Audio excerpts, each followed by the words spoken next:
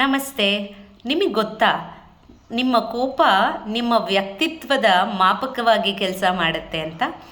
ಸುಭಾಷಿತದಲ್ಲಿ, ಸಂಸ್ಕೃತದಲ್ಲಿ ಒಂದು ಉತ್ತಮವಾದಂಥ ಶ್ಲೋಕ ಹೇಳಿದ್ದಾರೆ. ಅದೇನೆಂದರೆ, ಉತ್ತಮೇಚ ಕ್ಷಣಂ ಕೋಪಂ ಮಧ್ಯಮೇ ಘಟಿಕಾದ್ವಯಂ ಅಧಮೇ ಸ್ಯಾತ್ ಅಹೋರಾತ್ರಂ ಚಾಂಡಾಳೇತು ಮರಣಾಂತಿಕಾಹ ಅಂತ. ಅಂದರೆ ಒಂದು ವ್ಯಕ್ತಿಗೆ 1-2 ನಿಮಿಷ 1 ಸೆಕೆಂಡಲ್ಲಿ ಕೋಪ ಕಮ್ಮಿ ಆಯಿತು ಅಂದರೆ ಅವನು ಉತ್ತಮವಾದಂಥ ವ್ಯಕ್ತಿತ್ವ ಹೊಂದಿರೋನು.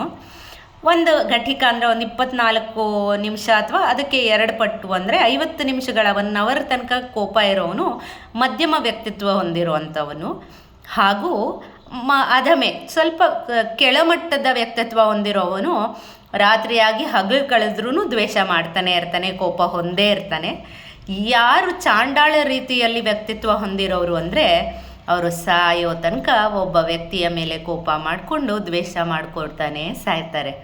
This is the time. ನೀವು ಡಿಸೈಡ್ ಮಾಡಿ, ನೀವು ಯಾವ ವ್ಯಕ್ತಿತ್ವದವರು.